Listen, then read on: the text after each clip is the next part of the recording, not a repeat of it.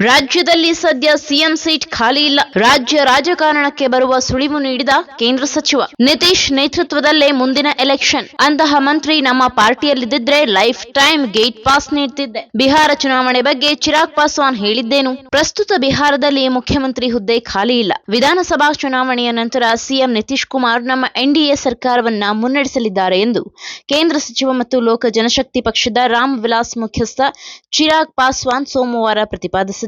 ಪಾಟ್ನಾದಲ್ಲಿ ಮುಖ್ಯಮಂತ್ರಿ ನಿತೀಶ್ ಕುಮಾರ್ ಭೇಟಿಯ ಬಳಿಕ ಮಾಧ್ಯಮಗಳೊಂದಿಗೆ ಮಾತನಾಡಿದ ಅವರು, ಪ್ರಸ್ತುತ ರಾಜ್ಯದಲ್ಲಿ ಯಾವುದೇ ಸಿಎಂ ಹುದ್ದೆ ಖಾಲಿ ಇಲ್ಲ.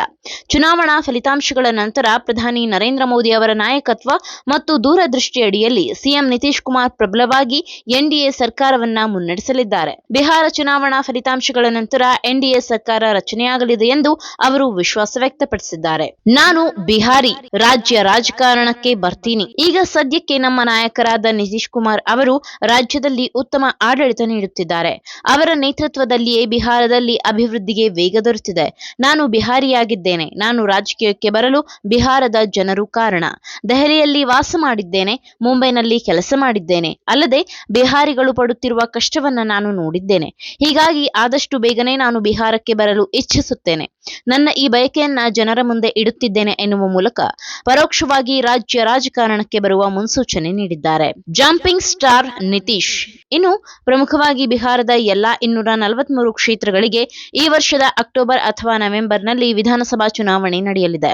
ಹಿಂದಿನ ವಿಧಾನಸಭಾ ಚುನಾವಣೆ ಅಕ್ಟೋಬರ್ ನವೆಂಬರ್ 2020ರಲ್ಲಿ ನಡೆದಿದ್ದವು. ಆಗ ಚುನಾವಣೆಯ ನಂತರ ರಾಷ್ಟ್ರೀಯ ಪ್ರಜಾಸತ್ತಾತ್ಮಕ ಒಕ್ಕೂಟವು ರಾಜ್ಯ ಸರ್ಕಾರವನ್ನ ರಚಿಸಿತ್ತು. ನಿತೀಶ್ ಕುಮಾರ್ ಮುಖ್ಯಮಂತ್ರಿಯಾಗಿದ್ದರು. ಬಳಿಕ ಆಗಸ್ಟ್ 22ರಲ್ಲಿ ನಿತೀಶ್ ಕುಮಾರ್ ನೇತೃತ್ವದ ಜೆಡಿಯು ಎನ್ಡಿಎ ಜೊತೆಗಿನ ಸಂಬಂಧಕ್ಕೆ ಗುಡ್ ಬೈ ಹೇಳಿ ಆರ್ಜೆಡಿ ನೇತೃತ್ವದ ಮಹಾಗಠಬಂಧನ್ನೊಂದಿಗೆ ಸರ್ಕಾರವನ್ನ ರಚಿಸಿತ್ತು. ಅಲ್ಲದೆ ಜನವರಿ 2024ರಲ್ಲಿ ನಿತೀಶ್ ಕುಮಾರ್ ಆರ್ಜೆಡಿ ನೇತೃತ್ವದ ಮಹಾಗಠಬಂಧನ್ನೊಂದಿಗೆ ಸಂಬಂಧಕ್ಕೆ ಎಳ್ಳು ನೀರು ಬಿಟ್ಟು ಮತ್ತೆ ಬಿಜೆಪಿ ನೇತೃತ್ವದ ಎನ್ಡಿಎ ಜೊತೆ ಸರ್ಕಾರವನ್ನ ರಚಿಸಿ ಪ್ರಸ್ತುತ ಬಿಹಾರದ ಮುಖ್ಯಮಂತ್ರಿಯಾಗಿದ್ದಾರೆ. ಒಂದು ಕಡೆ ಸ್ಥಿರವಾಗಿ ತಳವೂರದಿರುವ ಕಾರಣಕ್ಕೆ ಬಹುತೇಕರು ಇವರನ್ನ ಜಂಪಿಂಗ್ ಸ್ಟಾರ್ ಎಂದು ಕರೆಯುತ್ತಾರೆ. ವಿಜಯ್ ಶಾ ನಮ್ಮ ಪಕ್ಷದಲ್ಲಿದ್ದಿದ್ರೆ ಲೈಫ್ ಟೈಮ್ ಗೇಟ್ ಪಾಸ್. ಇನ್ನು ಕರ್ನಲ್ ಸೋಫಿಯಾ ಖುರೇಶಿ ಅವರ ಬಗ್ಗೆ ಮಧ್ಯಪ್ರದೇಶದ ಸಚಿವ ವಿಜಯ್ ಶಾ ನೀಡಿದ ಆಕ್ಷೇಪಾರ್ಹ ಹೇಳಿಕೆಯನ್ನ ಖಂಡಿಸಿದ ಕೇಂದ್ರ ಸಚಿವ ಚಿರಾಗ್ ಪಾಸ್ವಾನ್, ಆ ಬಿಜೆಪಿ ನಾಯಕ ನಮ್ಮ ಪಕ್ಷದಲ್ಲಿದ್ದಿದ್ರೆ ಅವರನ್ನ ಜೀವನ ಪರ್ಯಂತ ಉಚ್ಚಾಟಿಸಲಾಗುತ್ತಿತ್ತು. ನಮ್ಮ ಸೇನಾ ಸಿಬ್ಬಂದಿಯ ಬಗ್ಗೆ ನಮಗೆ ಹೆಮ್ಮೆ ಇದೆ. ಅವರನ್ನ ಯಾರಾದರೂ ಭಯೋತ್ಪಾದಕರೊಂದಿಗೆ ಹೋಲಿಸಿದ್ರೆ ಖಂಡಿಸುತ್ತೇವೆ. ಅಂತಹ ವ್ಯಕ್ತಿ ನನ್ನ ಪಕ್ಷದಲ್ಲಿದ್ದಿದ್ರೆ ಅವರನ್ನ ಜೀವನ ಪರ್ಯಂತ ಪಕ್ಷದಿಂದ ಹೊರಹಾಕುತ್ತಿದೆ ಎಂದು ಚಿರಾಗ್ ಆಕ್ರೋಶ ವ್ಯಕ್ತಪಡಿಸಿದ್ದಾರೆ.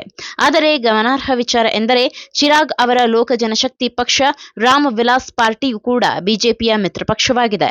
ಆಪರೇಷನ್ ಸಿಂಧೂರ್ ಬಗ್ಗೆ ಮಾಧ್ಯಮಗಳಿಗೆ ಮಾಹಿತಿ ನೀಡಿದ್ದ ಕರ್ನಲ್ ಸೋಫಿಯಾ ಖುರೇಶಿ ಅವರನ್ನ ಭಯೋತ್ಪಾದಕರ ಸಹೋದರಿ ಎಂದು ವಿಜಯ್ ಶಾ ವಿವಾದಾತ್ಮಕ ಹೇಳಿಕೆ ನೀಡಿದ್ದಾರೆ. ಇದು ನಾಲಿಗೆಯ ಎಡವಟ್ಟು ಎಂದು ಹೇಳುತ್ತಿರುವ ಶಾ ವಿರುದ್ಧ ಬಿಜೆಪಿ ಇನ್ನೂ ಯಾವುದೇ ಕ್ರಮ ಕೈಗೊಂಡಿಲ್ಲ.